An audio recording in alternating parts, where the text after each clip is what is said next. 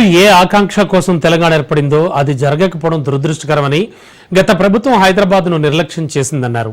Hyderabad incharge మంత్రిగా తాను సహచార మంత్రులతో కలిసి హైదరాబాద్లో ఉన్న సమస్యల పరిష్కారం కోసం పర్యటిస్తున్నానన్నారు. ప్రజలకు ఇబ్బందులు లేకుండా భవిష్యత్తులో ఎలాంటి సమస్యలు రాకుండా ప్లాన్ ఆఫ్ యాక్షన్ తీసుకొస్తున్నామన్నారు.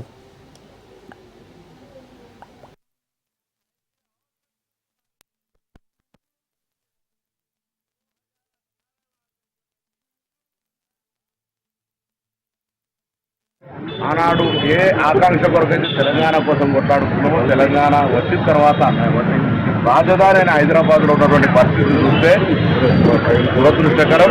అందుకే ఇప్పుడు హైదరాబాద్ ఇన్ఛార్జ్ మంత్రిగా సహచార మంత్రులందరూ డాక్టర్ వివేక్ గారు మిగతా అందరూ కూడా కలిసి హైదరాబాద్ నగరం మొత్తంగా ఉన్నటువంటి ఇటువంటి సమస్యలు పరిష్కరించే కార్యక్రమం కొనసాగుతుంది.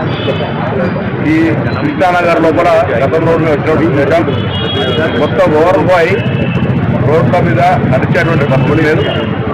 జిహెచ్ఎంసీ తరఫున, అదేవిధంగా వాటర్ బోర్డు తరఫున, అదేవిధంగా హైదరాబాద్ తరఫున ఇక్కడికి వచ్చి వాటిని ఏ విధంగా రివైవ్ చేయాలి, ప్రజలకు ఇబ్బంది లేకుండా డ్రైనేజ్ కానీ అన్ని వాటర్ అంతా కూడా వాటర్ ఫ్లో వర్షం వాటర్ వెళ్ళిపోవడానికి మళ్ళీ ఒక ప్లాన్ ఆఫ్ యాక్షన్ చేస్తా ఉన్నాం. ఎక్కడైతే ఎల్షేప్లో మొత్తంగా వాటర్ డ్యామేజ్ అవుతుందో ఓపెన్ డ్రైన్స్లో కానీ అండర్ డ్రైన్స్లో కానీ పూర్తిగా ఇబ్బంది అవుతుంది. ఇదే సందర్భంలో ప్రజలందరూ కూడా కోరుతా ఉన్నాం, వాళ్ళకు సంబంధించిన పనికిరాని వస్తువులన్నీ వేరే ఎక్కడన్నా వేస్తే బాగుంటుంది కానీ తీసుకుపోయి డ్రైన్లో వేయడం వల్ల కవర్డ్ డ్రైన్ లోపల జామ్ అయి వాటర్ ఓవర్ఫ్లో అవుతుంది. దయచేసి అర్థం చేసుకోవాలని ప్రజలు కోరుతున్నారు. ఏ కార్యక్రమం చేసినా ప్రజల సహకారం కావాలి.